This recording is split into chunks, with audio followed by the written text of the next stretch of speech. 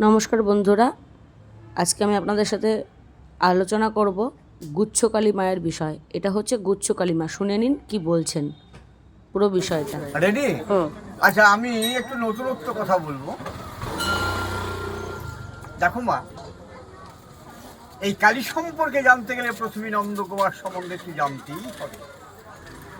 তোমরা আমাকে প্রশ্ন রাখতেই পারো, ভাই কি এমন মহাদয় যে নন্দকুমারের নামটা তোমার কাছ থেকে আমাকে শুনতে হবে?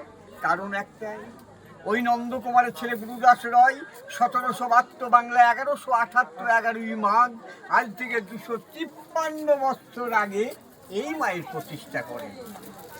তাহলে কোন নন্দকুমার গো?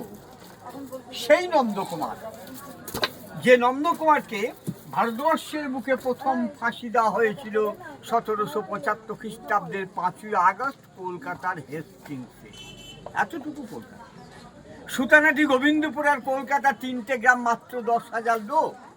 কলকাতার অধিকাংশই অধিবাসী ওই অন্যায়ভাবে ফাঁসি দেওয়ার জন্যে ব্রিটিশ সরকারকে ধিক্কার দিয়েছিলেন। অনেকে আবার গঙ্গা জলে স্নান করে বাড়ি ছেড়ে পালিয়ে গেছেন। প্রমাণ, উত্তর পাড়ার সেনে বাড়িটা আজও কিন্তু সিল করা আছে, কারণ ব্রহ্মহত্যা হয়েছে বলে। আর এই যে কালীটা তোমরা দেখতে এসছো, এই কালীটা তো ভুই ফুরি আপনা আপনি এখানে গজিয়ে উঠিনি। এটাকে নিয়ে আসা হয়েছিল। প্রসঙ্গে আবার মতানৈক্য আছে। এক পক্ষের মতে বলে এই কালীটা ছিল মগধরাজ জরাসন্ধের কালী, যেটা অশোক বা বিম্বিসারের আমলের কালী বিহারে। বিহার তো পুরনো স্টেট। তুমি নালন্দা বিশ্ববিদ্যালয় অম্ভিপুর সকল কি পাচ্ছ? সর্বোপরি অতীত ঘাটো।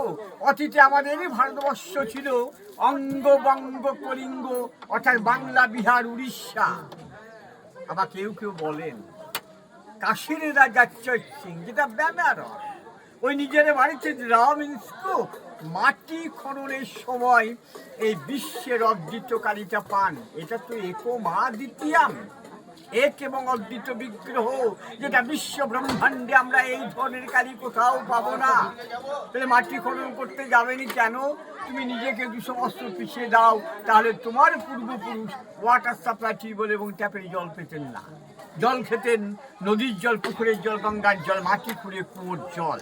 সেই খনন কার্যের সময় কাশীর রাজা চৈত্র সিং এটাকে পান, অস্থায়ী একটা মন্দির তৈরি করে পুজো করতে লাগলেন। কান্ত পোদ্দার, যেটা কান্তমোদী, ব্রিটিশের পেটুয়া, যার বাড়ি বহরমপুর, মাননীয় লর্ড ওয়ারেন হেস্টিংসকে খবর দিয়ে দিলেন যে কাশীর রাজা চৈত সিং এর বাড়িতে একটা কষ্টি পাথরের মূর্তি আছে, যার দাম কয়েক হাজার কোটি টাকা। হেস্টিংস এটাকে লুট করে নদীপথের ইংল্যান্ডে নিয়ে চলে যাচ্ছিলেন। তখনই আমাদের বাংলা, বিহার, উড়িষ্যার দেওয়ান ছিলেন মহারাজ নন্দকুমার। উনি কলকাতার বিডন স্ট্রিটের ঘাট, যেটা বর্তমানে নিমতলা ঘাট গো, পূর্বে নাম ছিল বাঁশতলা ঘাট। মহারাজ নন্দকুমার সিরাজউদ্দৌলার পতনের পরে মির্জাফরের আমলে যখন দেওয়ান অর্থাৎ অর্থমন্ত্রী, উনি কলকাতার বিডন স্ট্রিটের ঘাটে ধরে নদীপথে এখানে পাঠিয়ে দিলেন। প্রশ্ন রাখো মা, কলকাতার মতো সেন্টার কমিউনিকেশন থাকতে এই ওয়াজ পাড়াগ্রামে আনলো কেন ভাই? কারণ কিন্তু উঠে আসছে দুটো। প্রথমত কারণ, ব্রিটিশদের চোখ আড়াল করার জন্যেই এই প্রত্যন্ত গ্রাম বাংলাতে ফেললেন। বিশাল জঙ্গল ছিল, বাঘ ভল্লুক বাস করত, গোপনীয় স্থান। ব্রিটিশ কিন্তু আকারিপুর গ্রাম চিনত না গো। তারা দিল্লি, কলকাতা, বোম্বাই, মাদ্রাস ইত্যাদি বড় বড় শহরকে চিনতেন। আর একটা কারণ, ওই নন্দকুমারের জন্মটা কিন্তু এই পাশের গ্রাম ভদ্রপুর, তাই এটা ভদ্রপুর পাঠিয়ে দিলেন। কিন্তু মাঝি মোল্লারা এই বিগ্রহটাকে ভদ্রপুর রাজবাড়ির মধ্যে বন্দি রাখতে পারেননি। হয়তো মা ইচ্ছে জাগিনি, সকলের সঙ্গে মিশতে চেয়েছেন। ওই যে বটগাছটা ব্রাহ্মণী নদীর তীরে একটা গ্রিল দিয়ে ঘেরা আসন, ওটা মায়ের আদি আসন। 1772 বাংলা 1178 11ই মাঘ, আজ থেকে 253 বছর আগে মাকে নদীপথে নিয়ে এসে ওই আসনে প্রথম নামিয়েছিলেন। আসনটার স্তর কিন্তু 3খানা গো। এই যে পরমাত্মা সকলেরই 3খানা কাঁথা মিনস্লেপে ঘুমিয়ে আছেন, শত রজতম। সাত্বিকতা, রাজস্বিকতা, তামসিকতা। কেউ সাত্বিকভাবে পুজো করেন বা করান, কেউ পুজোকে নিয়ে তামসাগিরি করেন। আমি কাউকে কম্পেয়ার করবো না গো, নিজেকেই বলি সরস্বতী পুজো দুখানে বেশি সম্ভব নয়, 3.5 ঘন্টা করে লাগে। আমি কিন্তু অর্থের লোভে 18, 20, 30 খান করে পুজো করছে তামসাগিরি। কেউ বা রাজধানীর মতো সেবা করান, তার জন্য 2 শ্রেণী পুরোহিত। জেনে রেখো গো মা, খুব ভালো লাগে পুরোহিত। পুরোহিত কেউ নাই, কারণ তোমার হিত বা মঙ্গলের জন্য আমার জন্ম হয়নি। আমার জন্মটা হয়েছিল উজ্জয়িনীতে পাটলিপুত্রে। আমি চাল, কলা, কাপড়, গামছা, সোনা টানা খাবার জন্য পশ্চিম বাংলায় আসছি। আমি পূজারি। সে পূজারি যখন সংকল্প করবে তখনই কিন্তু দেখে নেবেন যে চতুর্বর্গ ফলপ্রাপ্তি কামনার্থে যৎকিঞ্চিৎ ভোগং পূজনমহং করিষ্যামি। সে কালীর কিন্তু হাত দেখে থাকো মা চারখানাতে কি করেন না, তো ধর্ম, অর্থ, কাম, মোক্ষ দান করেন। আর আমার মায়ের কালীর হাত কিন্তু দুখানা, তিনি বরা ভয় মূর্তি, বর এবং অভয় দান করছেন। আরে যা চাইবে চেয়ে নাও, মা দিতে উদ্গ্রীব। তা ওখান থেকে এখান অবধি এই মাকে 108 স্টেপ বাই স্টেপ এনেছিলেন। 108টা বলি, মৌস, মেষ, ছাগ, চালকুণ্ড, ইক্ষু, পায়রা, কথিত আছে একটা নর বলি। 1772 মেলা থেকে ধরে নিয়ে একটা বাচ্চা ছেলের বলি। ওই ছেলের মা যখন জানতে পারলো যে আমার সন্তানকে বলিদান দেওয়া হয়েছে, কান্নাকাটি করে পড়লেন। দেখা যাচ্ছে সেই সন্তান জীবন্ত অবস্থায় নদীর ঘাট থেকে উঠে আসছে। প্রবাদ বাক্য তর্কে যাবো না রে মা, চর্মচক্ষু দিয়ে আমি তো দেখিনি। আচ্ছা, এবার কালী সম্পর্কে জানবে, তার আগে একটু জেনে রাখো, যদি কোনোদিন প্রসাদ পেতে চাও এই নাম্বারে একটু যোগাযোগ করবে। হ্যাঁ, এখানে 70 টাকা করে দিয়ে অন্যের প্রসাদ হয়। 9732692132। এবার দেখো কালী। কালী তো এমন কিছু নয় গো, কালকে কলন করে এসছেন যিনি, তিনি কালী। কালকে না তো মহাকাল, মহাকালকে না তো শিব। তাহলে শিবের একটা বিশেষ পাওয়ার বা শক্তি আদারওয়াইজ নয়। আমরা এক বাক্যে জানি যে কালী বিভিন্ন রকমের হয়। সবই তো সাধকানাং হিতার্থায় ব্রহ্মেণ রূপ কল্পনা। সাধকদের হিত বা মঙ্গলার্থে ব্রহ্মের যে কোনো একটা রূপ, ওই যে মহাকাল। মহাকালং যেতে দক্ষিণে ধূম্র বারণাকং বিব্রত দণ্ড খট্রাঙ্গ দ্রংষ্টাভিমুখম কুসুম। ওই মহাকালীর উপর মায়ের যখন দক্ষিণ পাটা থাকে, মাগো তোমরা সবাই দেখো দক্ষিণা কালী করলাবদনাং ঘোরাং মুক্ত কেশী চতুর্ভুজাম। সেই কালীর হাত দেখে চোখার 4খানা।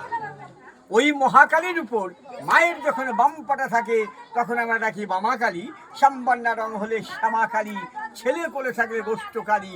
এ কালী কিন্তু গুহ্য, একান্ত গোপনীয়তা, হঠযোগ, গুহ্য তত্ত্ব, যেটা গোপন কালী। নবকালীর মধ্যে এটা কিন্তু সর্বপ্রথম।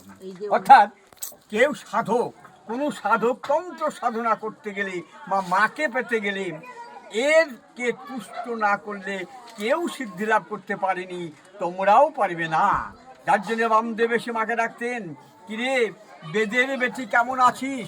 কেননা মায়ের অলঙ্কারটা সাপ। মনু সংহিতায় বলা হয়েছিল 9 কালীর মধ্যে গুহ্য কালী সর্বপ্রথম। এই মতো বিদ্যা ব্রহ্মাণ্ডে আর কোনোদিন খুঁজে পাবে না গো। নবকালীর মধ্যে ওয়ান অফ দেম। ওই মহাকালীর উপর বাম পাটা থাকে নাকি বামা কালী, শ্যামবর্ণা রং হলে শ্যামা কালী, ছেলে কোলে থাকলে গোষ্ঠ কালী। এ গুহ্য একান্ত গোপনীয়তা, হঠযোগ, গুহ্য তত্ত্ব, যেটা গোপন কালী। এই যে কুলকুণ্ডলিনী সবারই আছে, শুধু আমাদের নয় গো, প্রতিটা মেরুদণ্ড প্রাণেরই আছে। কিন্তু কোথায় আছে জানি না, জানার চেষ্টাও করি না। হাগো আমরা জানি আমাদের দেহে কটা দ্বার, কটা চক্র, সব জানতা কিন্তু ফলবালা নই। আমার দেহে বহিরাঙ্গে আছে 9 দ্বার, অর্থাৎ 9টা ছিদ্র। 2টো নাকের ফুটো, 2টো চোখ, 2টো কান, একটা মুখ, একটা লিঙ্গমূল, একটা পায়ু ছিদ্র। অন্তরঙ্গে 6টা, মূলাধার, স্বাধিষ্ঠান, মণিপুর, অনাহত, বিশুদ্ধা, দ্বিদল, সাদল। দ্বিদল মানে আজ্ঞাচক্র, দেবাদিদেব মহাদেব, তারাকালী, দুর্গা ইত্যাদি। আর ওই যে বাবা কুলকুণ্ডলী, বলতে ভালো। মূলাধার পৃথিবী, ওখানে 4খানা পদ্মের পাপড়ি আছে, বাস করছেন ব্রহ্মা, বিষ্ণু, সরস্বতী। হেরম্ব কি রাক্ষসী না গো গণেশ? প্রণাম মন্ত্র নাও পেয়ে যাবে। দেখবে একদন্তং মানে সে একটা দাঁত বড়, 8 দাঁত পরশুরাম কুঠার দিয়ে কেটেছিলেন, সে দাঁত দিয়ে কিন্তু মহাভারত লেখা হয়েছিল। তাই বলছেন একদন্তং মহাকায় লম্বা উদরম, লম্বা উদর মানে পেট, গজাননম, গজ শব্দ অর্থ হচ্ছে হাতি, আনন মানে মুখ, বিঘ্ন নাশকারং দেবম হিরম্বম প্রলম্বহম। হিরম্ব হচ্ছে গণেশ, সে মূলাধার থেকে 2 আঙুল উপরে স্বাধিষ্ঠান, জলাধার যেখানে বাস করছেন স্বয়ংভূলিঙ্গম, 6খানা পদ্মের পাপড়ি, মণিপুর 8খানা পদ্মের পাপড়ি, সে অষ্টদল পদ্মের পরিমাণ যোগাসনে বসে আছেন। কারটার মধ্যে আমরা কি দেখবো? চতুর্দিক নাগ ফনা বেষ্টিতাম, চারিদিকেই সাপের ফনায় বেষ্টন করে আছেন যিনি।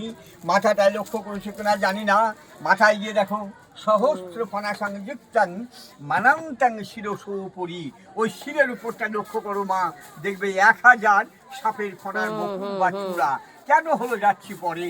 আদারওয়াইজ কাম দুটো লক্ষ্য করো, কানে দেখো 2 বাচ্চা ছেলের দুল, তাহলে মা প্রসবিনী, সন্তানে বৎসলা, সেটা কিন্তু প্রমাণ করাচ্ছেন ওই কাম দিয়ে সন্তান প্রসব করে।